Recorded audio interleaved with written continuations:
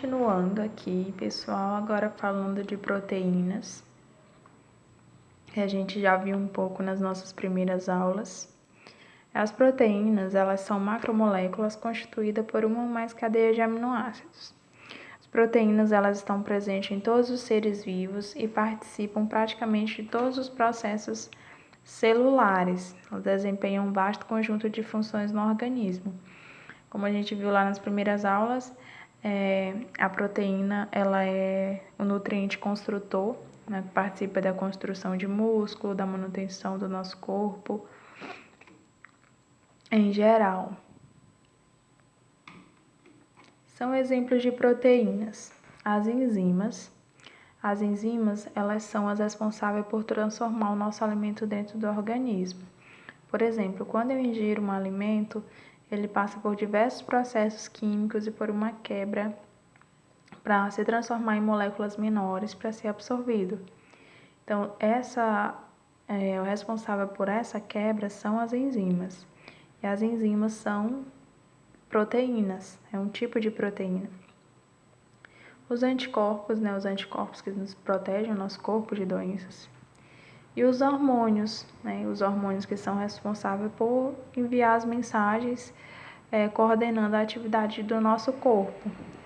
E também responsável pelo nosso crescimento, por manter o organismo saudável na fase adulta. Inclusive também por manter um bom estado nutricional, a regulação, a atividade hormonal. As funções das proteínas. A proteína, ela tem função estrutural, como a gente já falou, função estrutural no esqueleto, na musculatura, nos tecidos conjuntivos e epiteliais e também no sistema nervoso. Catalisadores biológicos, que são as enzimas, já falamos, os hormônios, os anticorpos, e o transporte de nutrientes e metabólitos através das membranas biológicas. Ou seja, ela transporta nutrientes de uma célula para outra. As proteínas, elas são compostas de carbono, hidrogênio e nitrogênio e oxigênio, e praticamente todas elas possuem também ferro, zinco, cobre na sua composição.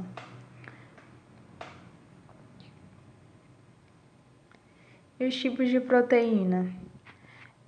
Os tipos da proteína, ele vai depender da função dela no organismo. Então, são 2 tipos e depende de cada tipo desempenha funções diferentes. As proteínas dinâmicas, elas são as proteínas responsáveis pela defesa do organismo, pelo transporte das substâncias de uma célula para outra, por catalisar as reações, que é no caso as enzimas, e também por controlar o metabolismo. Já as estruturais são essas que participam da sustentação do corpo, da estrutura das células do corpo. Por exemplo, o colágeno e a elastina, eles são um exemplo de proteína estrutural. A miosina, que é a proteína do músculo, também é um exemplo de proteína estrutural, que participa ali da estrutura daquele tecido. As proteínas fibrosas. As proteínas fibrosas, elas têm um formato mais reto, mais retilíneo, e elas fazem parte desse grupo, as estruturais, como o colágeno, que eu acabei de falar, a queratina, que é a do cabelo, a miosina do músculo. Aqui a gente está falando de formas, de formas das proteínas. Essas que eu acabei de falar, elas têm formato mais fibroso e tem formato mais fibroso e reto. Vamos imaginar um negócio mais comprido. E a próxima aqui são as globulares. As globulares, como o próprio nome já diz, elas têm um formato mais de globo, de esfera. E elas elas são responsáveis pelo transporte. São as proteínas como as enzimas, são as transportadoras, são as hemoglobinas. Então, se eu colocar numa prova, por exemplo, um tipo de proteína fibrosa, vocês imaginem algo reto, Imagine um cabelo, imagine um músculo, imagine colágeno, a pele, como exemplo de colágeno. E quando pensar em globulares, pensar em proteínas que transportam algo.